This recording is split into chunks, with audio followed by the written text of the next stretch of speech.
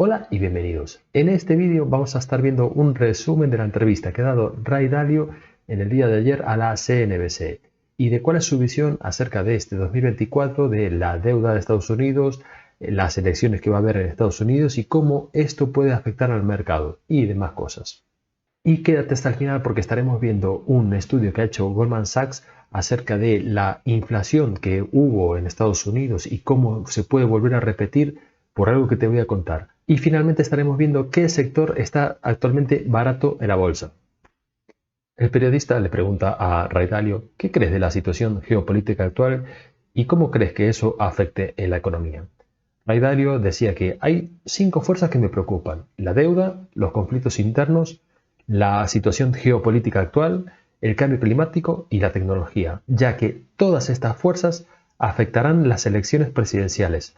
Esto afectará el mercado y el mercado afecta la cantidad de dinero que gastamos en guerra. Este 2024, por tanto, será un año pivote debido a todas estas fuerzas y lo que más le preocupa a Ray Dalio es la incertidumbre que hay. Como dato curioso, fíjate en este estudio que muestra la media del mercado con los años de elecciones. Fíjate que desde el 2001 de media ha caído un 2,5% de los años presidenciales, es decir, en los años donde hay elecciones. Realmente esto hay que tomar un poco con pinzas porque sabemos que al mercado la incertidumbre no le gusta. Y cuando hay elecciones y sobre todo si hay un cambio de presidente, bueno, pues puede haber un poco más de incertidumbre al inicio, pero bueno, no creo que sea preocupante. Es un dato curioso. Pregunta del periodista: hay mucha incertidumbre. ¿Es buen momento para comprar acciones? Es un poco más complicado que eso. Si miras las enormes 7, no puedes mirar al mercado como un todo. Tienes que mirar las partes en diferentes países. Por ejemplo, en Estados Unidos baja el bono del 4% y eso ya no es tan atractivo como una inversión. Y creo que se moverá mucho dinero a las acciones. El precio es lo que más me preocupa. Si miras a China u otros países hay muchas más oportunidades que en Estados Unidos. Por poner un poco de contexto, en Ray Dalio, bueno, sabemos que siempre es un poco pesimista, pero bueno, tiene siempre una gran visión de la economía.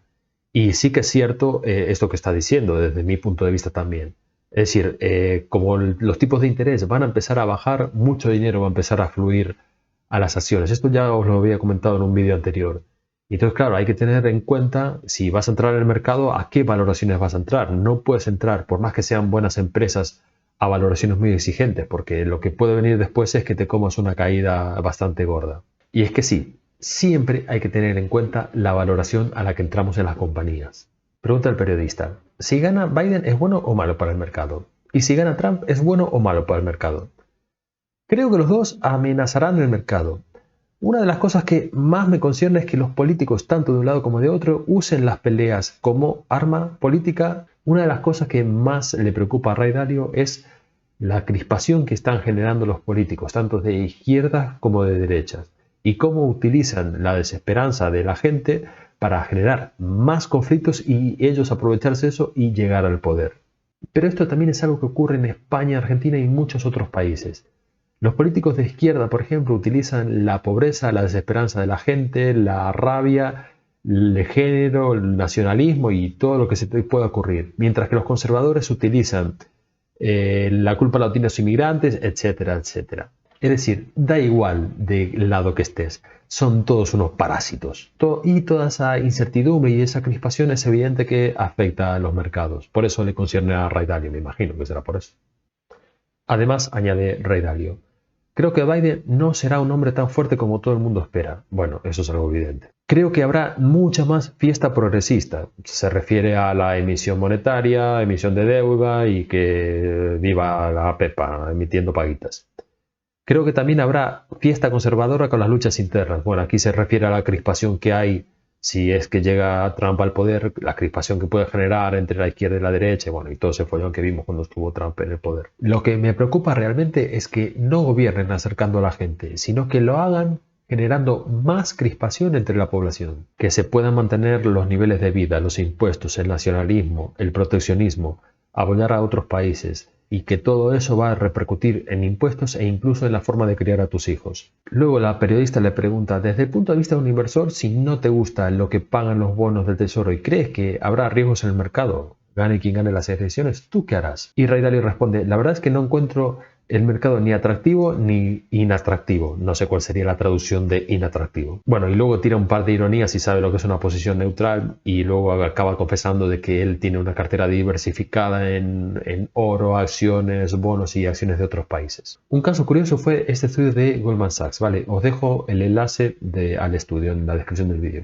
Fijaos que dice que no creemos que la desinflación va a ser particularmente difícil. Es decir, que no creen que vaya a haber un aterrizaje duro, digamos, sino que va a ser suave. Fijaos que en este estudio también, estas líneas que veis aquí, es el problema de la escasez de suministros que empezó a haber en 2021.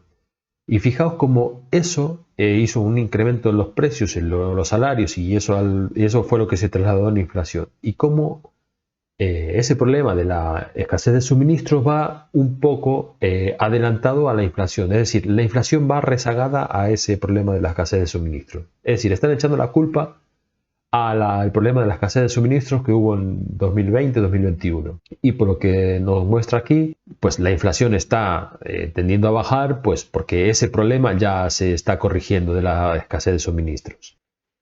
Fijaos también en este otro estudio de Goldman Sachs, donde dice que bueno, las megacap están un poquito más caras de lo normal, pero que no ven una burbuja. Y sin embargo, si lo comparamos con otros mercados, como puede ser el de Inglaterra o el de Europa, fijaos cómo en estos mercados están un poco más baratos que la media, ¿vale? Relacionado con ese estudio de Goldman Sachs que atribuía la inflación al problema de la escasez de suministros, fijaos que Maersk el otro día ha dado la voz de alarma porque en el conflicto que hay en el Mar Rojo eso puede provocar la cadena de suministro o incrementos en los precios porque tenga que desviarse de las rutas.